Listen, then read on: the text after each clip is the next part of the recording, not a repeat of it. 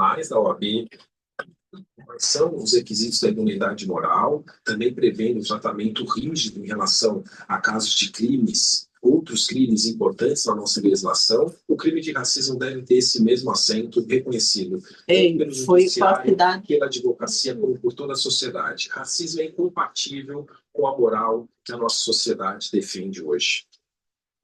Olha, interessante. E aí, a proposta foi a OAB Nacional está divulgando, né? E, inclusive, também compartilha dessa proposta, mas foi proposto pela ordem aqui no estado do Piauí. Muito interessante. Parabéns à direção da OAB por essa iniciativa. Lembrando que o crime de racismo tem outras situações que são equiparadas, como a homofobia, por exemplo. Então, pense duas vezes, né, se você for estudante de direito, antes de cometer esses crimes, porque isso pode ser um impedimento para que você, enfim, consiga a sua carteira. Bom dia para o professor Algaci, também mandou uma mensagem. Desculpe o desabafo repetido, mas clínica veterinária abandonada é igual à Câmara Municipal e TCE, também abandonados, inertes e inúteis, além de muito caros. Seguindo também aqui com o nosso programa, a gente vai falar agora de uma outra situação que aconteceu lá na cidade de Piracuruca. Bom, em Piracuruca, durante uma vaquejada, né, um evento que infelizmente é comum no estado do Piauí, durante a premiação há um corpo de júri, né, de jurados, várias pessoas. E um dos jurados era um médico veterinário, o João Gabriel Souza Leal. Isso aconteceu no sábado. O João Gabriel estava lá fazendo a função dele de desclassificar quando ele percebesse situações de maus tratos. Quer dizer, dentro daquele cenário que já é, do meu ponto de vista, só de completo maus trato. Mas, enfim, estava lá fazendo o papel dele, né? E pelo menos de garantir que os animais recebam minimamente um tratamento enfim, não seja de maus tratos. E aí ele foi agredido porque ele desclassificou um animal devido ao uso de esporas que faziam o animal sofrer ainda mais. Ele foi agredido com um soco no rosto. O agressor foi o Diego Alves Lima, esse era um dos competidores, e o cavalo desclassificado era dele. Aí o Conselho Regional de Medicina Veterinária emitiu uma nota de repúdio, e a gente conversa agora com a Caroline Guimarães Oliveira, que é tesoureira do Conselho. Caroline, bom dia. Eu queria entender qual é o papel dos veterinários nesse tipo de evento e o que significa para o animal o uso dessas esporas. Bom dia. Bom dia, Cíntia. Olha, na vaquejada existem 3 tipos de atividades que os veterinários e zootecnistas podem exercer. Tem o veterinário responsável técnico, que é uma pessoa contratada pelo evento, que é responsável pela sanidade do evento, tem que ser um médico veterinário obrigatoriamente. Tem os veterinários que ficam de plantão, dando assistência a algum acidente que os animais sofram. E tem o juiz de bem-estar, que pode ser ou um veterinário ou um zootecnista. Eles são treinados, classificados de acordo com a ABVAC, que é a Associação Brasileira de Vaquejada, tá?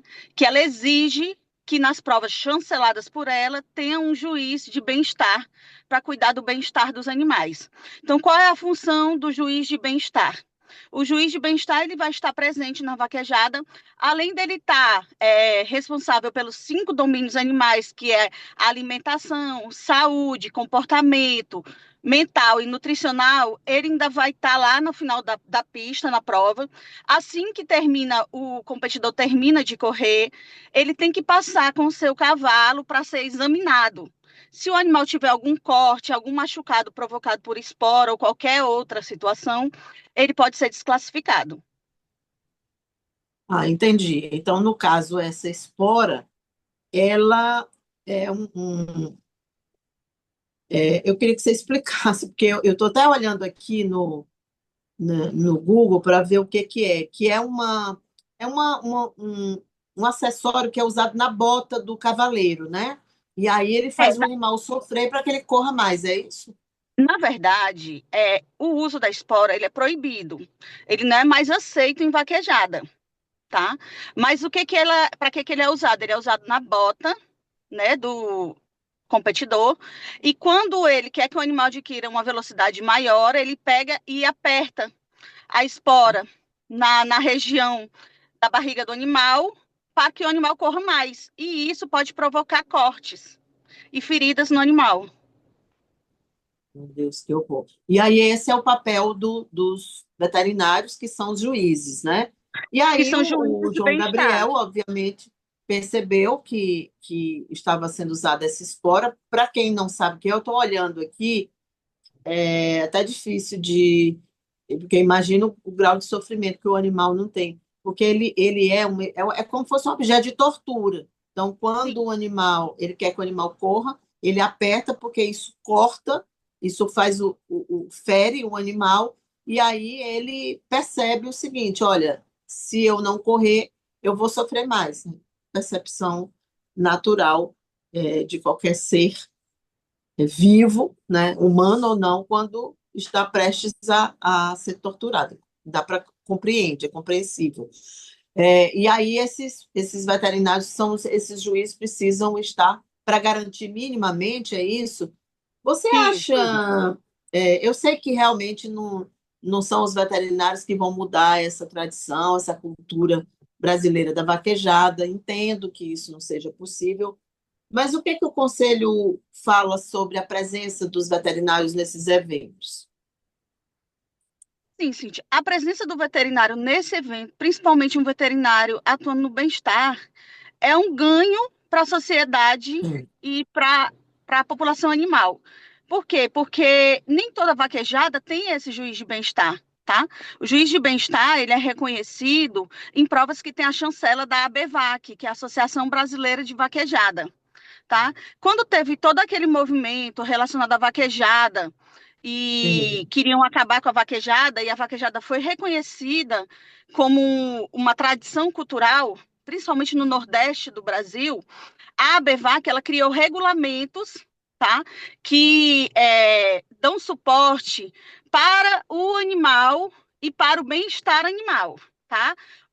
O regulamento que ele fez, eu sei que a maioria das pessoas entende que é vaquejada, judiação e tudo, mas existem regulamentos, tá? Existem regras que devem ser seguidas pelas pessoas que estão promovendo a vaquejada e pelos competidores.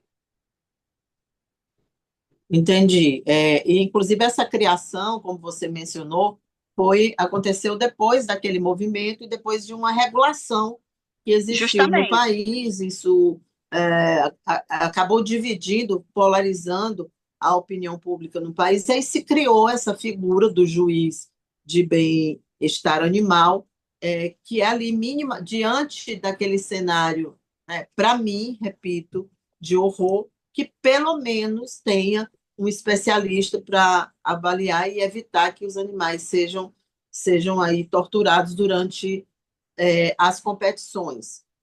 E não Justamente. há segurança nenhuma para esses profissionais, né? Pelo que a gente está vendo.